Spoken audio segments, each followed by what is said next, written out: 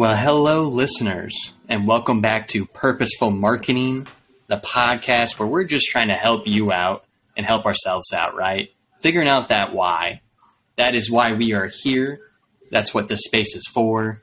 Today's topic may go off the rails. I don't know, but that's why we love it. So let me kind of present it to the group here. Maybe I'll ask a starting question. When we think about our day-to-day role, a lot of the time we have to think about, should we be perfect? Well, I have an even better question. Should we be profitable? Right? Do we want marketing to be a cost center or a profit center? So when you put those two opposing ideas against each other, being profitable or being perfect, which one should we be? Mary, I'm just opening it up right there. It's real broad, real wide. You take it where you see fit. Yeah, that sounds good. So I would say in my early days of marketing, when I was getting really excited about the potential of digital marketing and how you can attribute certain leads, opportunities, and then customers to a marketing campaign or a marketing channel, I was stoked. I was like, oh my gosh, we can prove everything we've ever wanted to prove about how profitable or how much money marketing can generate, right? So then it's like, as a marketer and like, in-house at industrial companies where digital marketing isn't necessarily at the forefront, you're kind of like taking a backseat to sales. You really are sales support. Not saying it's a bad thing. It's just, that's the fact of the matter. You're doing a lot of things for sales.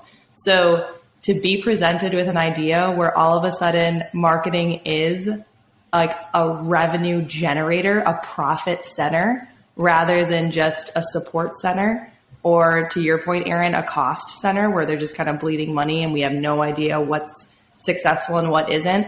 It was super tempting to say, I want to be this center that generates revenue and profit. Now, I would say that's sales job. That's not necessarily marketing's job. If I had to choose between perfection and profit, I would choose profit. But if I had to choose between profit and creativity, profit and innovation, I would choose creativity and innovation. I don't think marketing should be held to the same metrics that sales is held to. I think that you shouldn't just let marketing go off the rails.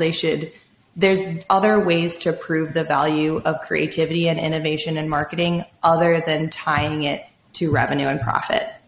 What do you guys think about that?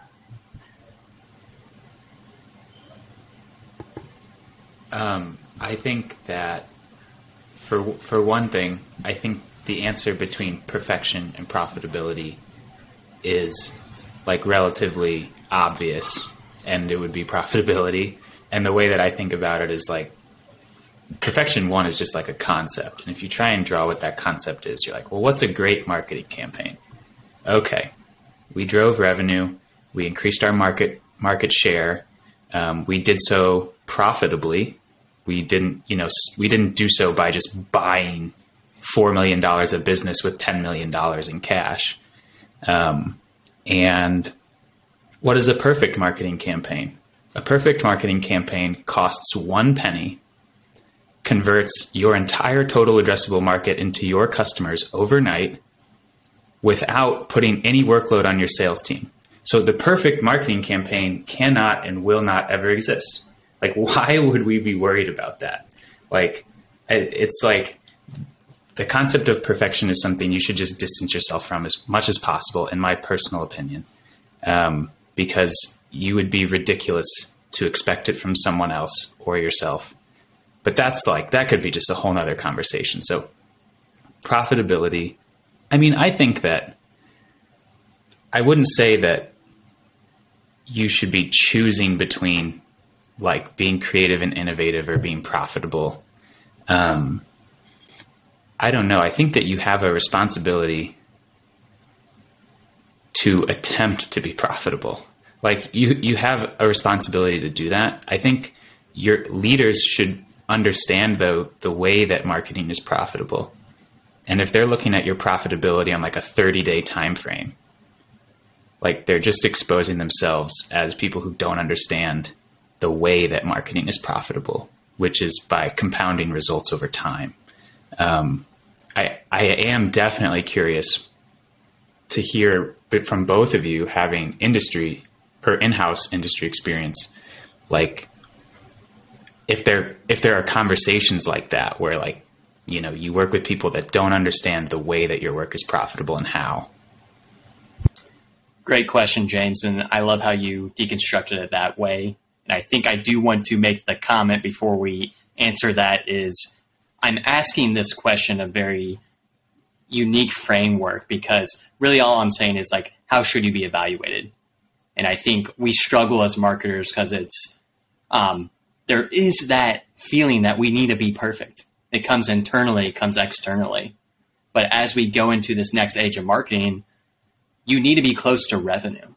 I think now I'm going to pivot to your question, James, is, you know, when I worked at in-house at a Fortune 50 company, one of the biggest corporations in the world, I was not close to revenue at all, but I was doing marketing execution.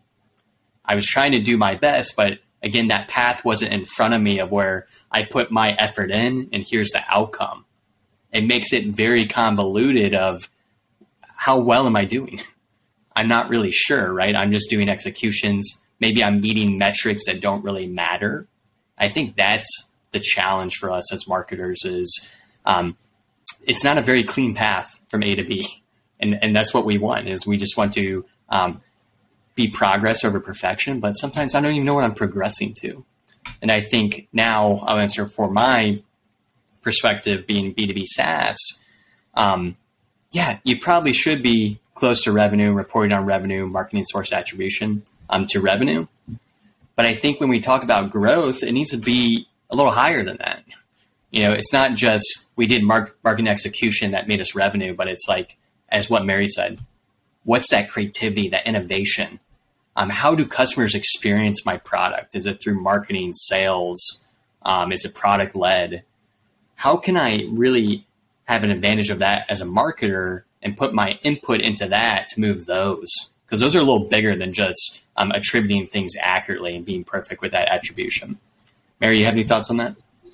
Yeah, I think you totally nailed it. That was like such a great point, is like when you are tied to only revenue or to only profit, you're just competing with your own internal teams. And that's what I've seen happen. And when marketing is tied to marketing sourced revenue only, then it's just you're competing with outside sales, or you're competing with some other department in your own company, when really it should be you using creativity, innovation, and customer feedback on your marketing campaigns to grow the business as a whole. Like, you should be collaborating with customer success. You should be collaborating with sales. You shouldn't be competing against them to try and tie your efforts to more revenue than any other department, which is what I've seen happen when marketers are tied to marketing source revenue only. So that's when I said what I said about, you know, choosing profitability over perfection, is like, please don't fall into that trap. It's like so dangerous to marketers. It's so dangerous to the relationship between marketing and sales, or marketing and customer success, when really it just you should use marketing as a growth lever for business. So maybe a follow-up question, which, like, honestly would be me kind of skipping over some other things that I thought was really interesting about what y'all said. But a follow-up question would be like, well, what about just tying marketing results to just the profitability of the business as a whole? I mean, because again, we talked about this last time, but it's not about attributing something to one team or the other team, or figuring out, you know, who produced a result, so much as it is about producing more of that result. That should be the only reason we're doing attribution in the first place, is so we know what's working and we can do more of it. But like, if marketing at its core, if what marketing is doing for you is making your whole business reach its goal metric easier, if it's like we don't work as hard for business anymore, the business comes to us, we have a position that allows us to be more flexible, more horizontally integrated. We can grow in these directions because of our brand. Like, what about judging marketing, the performance of a marketing team on the profitability of the entire business? Yeah, I think that's a great question, James. And I think Mary has a comment after mine is I think we should all be aligned on profit, and that's really what makes a business survive. And it's like, if you're not growing, if you're not making more money, you're dying. I think there's a caveat to this in the SaaS, and then also businesses that are owned by private equity firms or venture capitalists, which is we're doing what we can do to get our next round of funding. That's actually a different game than just being a profitable business and having marketing market to customers so they understand the product, company, service, and brand. I think that's what is challenging for marketers and why we work towards metrics that may not seem like they matter to our customers. I think that's kind of where I always lean is if the customer is really the person I'm supposed to be talking to, I should be doing different things I'm doing right now. Mary, you have any thoughts on that? Yeah, that's super interesting. I actually have a follow-up question for you then on, so what you've seen in the SaaS world is the goals that VC firms and PE firms are giving to, Series A through C startups are actually hurting marketing. So is that kind of like, or they're giving bad habits for marketing to fall into? Is that what you're kind of referring to? That is what I'm referring to. I'm going to use some generalizations, which we love. Yeah, that's okay. Is essentially like, yeah, I think depending on what series of startup you are and you're trying to get your next round of funding, it's depending on what is a part of that package. It's like, I may just need more subscribers. So that's why I do all that lead gen, right? I'm not trying to have a profitable business right now. I'm trying to get to my next round of funding, which requires me to have this many subscribers or users at a different level, whatever I'm working with the VCs on what my metrics are. Like, that's what I'm doing, right? I think industrial manufacturing is different, but there's some companies that are owned by VCs and private equity firms. And I know you've heard that spiel too, is like, we need more leads. Like, really what they're saying is we need to meet the requirements of our funding and not necessarily we need to meet the requirements of our customers.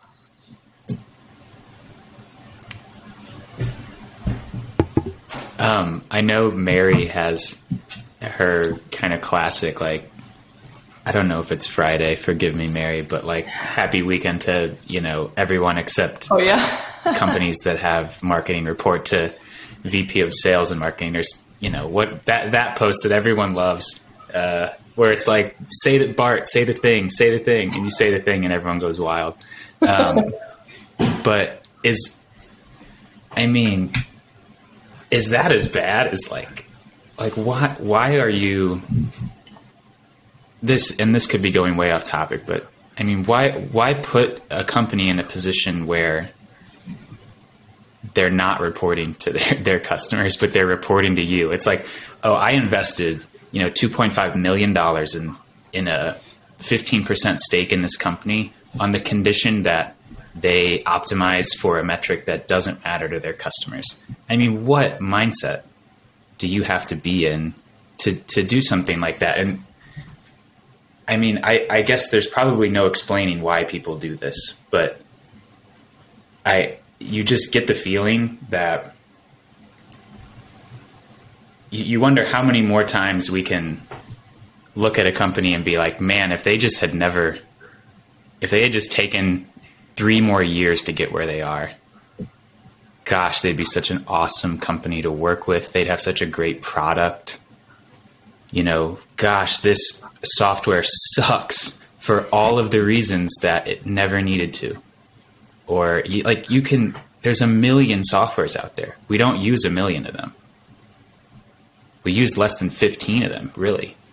I mean, so what, it's a market that I guess I don't understand what drives people to make the decisions that they make, other than just probably total lack of understanding of what actually goes on, because I'm using software most of my day and I probably use less than 20 pieces of software in a month, and I'm using it almost my entire day. so like, I guess I don't understand what your model, how your model could be built that way for success.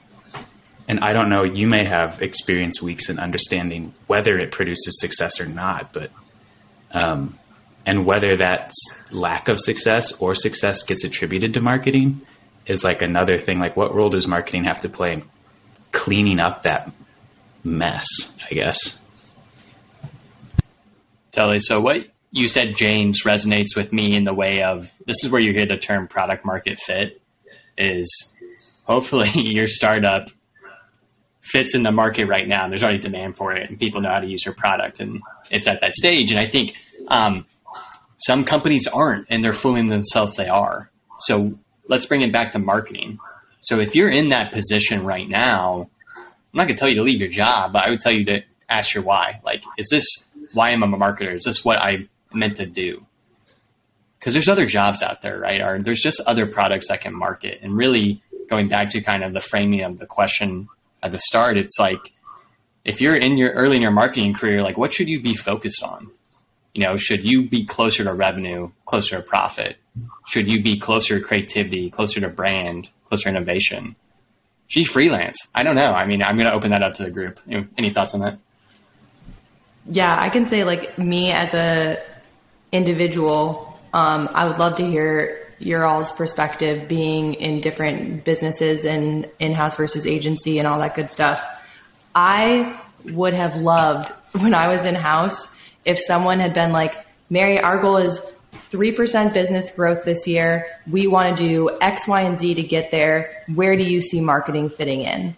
Like, I would have killed to have someone ask me that as an internal marketer, but it was never that. We didn't even know what the overall business goals were. I was in like a medium to large size company. And like, yeah, I had no idea. It was just, produce these videos for YouTube, write these few bulletins, and make sure the trade show booth goes off without a hitch. It was like, and even those activities weren't really tied to any overall business goal. It was just like, do these activities to do these activities. And now being at an agency that's much more open-minded, we talk about budget and profit all the time. And it's like so refreshing to know how I fit into a business's goals, a business's profitability, like the reason it exists, which, hey, is to make money. You know, you're working for a business to make money. So to know I'm contributing in some way to that is like very fulfilling. Yeah, to piggyback off that, I think for anyone who is wondering, okay, I'm getting into marketing, or I'm just starting out as a marketer, the part of this that's really interesting to me is the way that businesses work, and I want to grow and eventually become like a C-suite member, or I want to be like a business leader. My advice to you would be get into a transparent company and do it as soon as possible, because I was amazed moving to Gorilla what you can learn just by paying attention to the messaging that your company provides you about here's how well we're doing, here's what our goals are, here's what our plan is, here's who's accountable to meet these certain things. Like, if your company is giving you all that information, like, there's nothing more valuable to be paying attention to, because you can over time learn so much about, you know, how would I lead a business? What are my ideas? Like, whether or not you have the ability at your company to, you know, bring those before your bosses is kind of irrelevant until you gaining the understanding of how all that works. So that was a tangent that I wanted to plug, hearing what Mary said, but I did want to go back to what Weeks said, which was like, you know, do you want to be closer to profit, or do you want to be closer to brand or creativity? I feel like this idea that brand is like this creative, heady, like brand is like the psych rock of the world. And then like profit is like the John Mayer, you know, grocery store pop that makes all the money. Like, that's ridiculous. Brand is profitable. brand is super profitable if you do it right. And obviously it's a different question when it comes to how do I show my CMO that it's profitable, or how do I show my CEO that brand is profitable? I mean, I don't know if you can show them that, but you should be able to just explain it to them simply. And it comes down to, what's your time frame for profitability? You know, I almost think of it as like, if your work is judging you on a 30-day time frame to complete, if you walk into a 30-day evaluation time frame, then you may have just been a temp employee all along. Like, I mean, come on, like we're all on the same team here. We have to have like a long-term goal. Unless you plan on selling the company in the next 5 years, I want to know what your 5-year goal is. Because if we don't do any brand, man, we're going to be doing the same crap to hit the 5-year goal. We're just going to have to be 5xing it every year, because we're not going to get this sustainable exponential growth. I feel like, so I definitely wanted to say that I'm sure none of us would tell you that choosing to be close to brand is not also choosing to be close to profit. It probably just comes down to how you measure that success mechanically, not how you measure it conceptually. I think that's a great distinction, James. And let's be clear. I think most companies want to be the category leader, right? The best way to get there is through brand. Your brand becomes synonymous with the category. You are the leader of that industry or market. Everybody wants that. So I don't think it's black and white that you should be close to profit, you should be close to brand, you should be close to innovation. I think with this podcast and what I want everyone to do is just ask the why. It's like, is this what I want? And is this what I'm most capable of providing value in doing? I think too often in marketing, and again, I'll pick on marketing source revenue, even though I think it's helpful, is now everyone's just doing marketing source revenue, right? And no one's thinking about brand. That would be the extreme, but I wouldn't be surprised if that starts happening. So again, just to kind of reframe here so we can close up shop.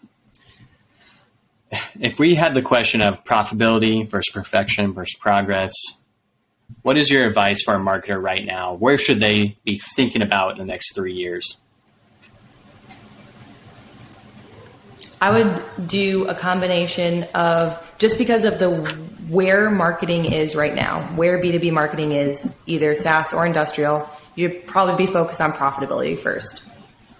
I think that's an unfortunate thing, but I think that is where your number one aim should be right now if you're going to be in marketing.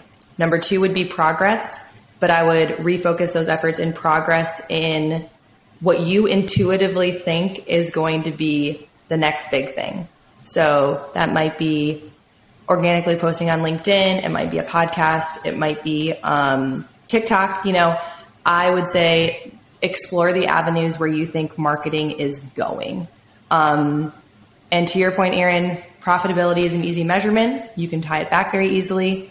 It's much more difficult to measure creativity and innovation in new channels. I would highly suggest your North Star metric being qualitative customer feedback.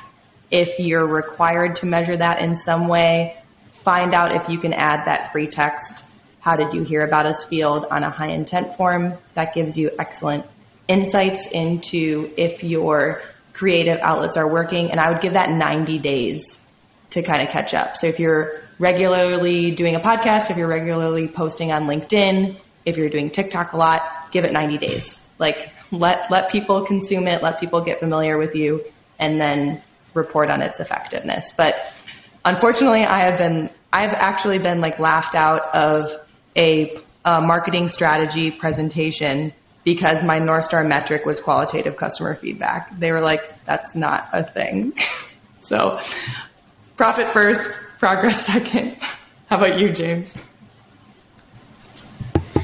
Yeah, I mean, first things first, you should just forget about perfection because it's a hindrance, not a achievable goal. And I think that profitability is a great place to like align yourself especially early, like as someone who wasn't doing marketing, but was doing like, I guess you could call it like soft journalism, like lifestyle reporting, like tying my work to profitability and thinking about like, how much am I achieving with my time for a specified business outcome? Like I'm now like as close to a business outcome as I would have been in my career. Like, how can I now judge myself against that? It's a good metric, I think, it's a good thing to align yourself against early, because I think it gives you something you can actually look at and know if you're doing better or worse. Especially if you're somewhere where you're not receiving a ton of criticism, feedback from your peers or from your bosses. So I think sticking with something where you've got a number is also like, if you get really used to reporting on a number to yourself, you can really start to gather a lot of data when you go to get another job or when you go to do X. And profitability is the only thing that matters if you're a freelancer.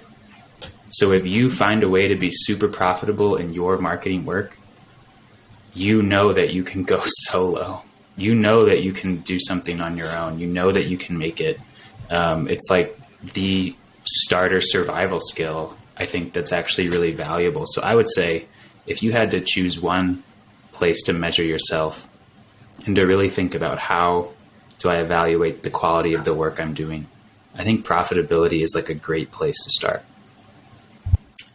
Well said by both of you. I definitely want to echo the idea about perfection, which is something you're going to face throughout your whole entire career, and switch it to progress. It's every day we're going to get a little bit better. We're going to learn a little more. We're going to execute a little more flawlessly. I think that's the path forward. I do encourage those listening to evaluate their next 3 to 5 years. Where do you want to be in your marketing career? If you want to be at the director level, you're going to have to get close to revenue. If you want to be a CMO one day, you're going to have to get close to revenue. I think what you can do along the way is encourage others to, on your team, focus on brand, focus on creativity, focus on innovation. Don't kill that space because we're so focused on profitability. Again, some of the best ideas put that aside and they focus back on the customer and getting them what they need. So do both, right? Get yourself close to revenue, but also foster an environment where you can experiment and grow. So thank you, Mary and James. We tackled a really lofty topic, and I appreciate the listeners if you have any feedback on this, and maybe we'll rein ourselves in next time, maybe we won't. But you'll find this on Spotify.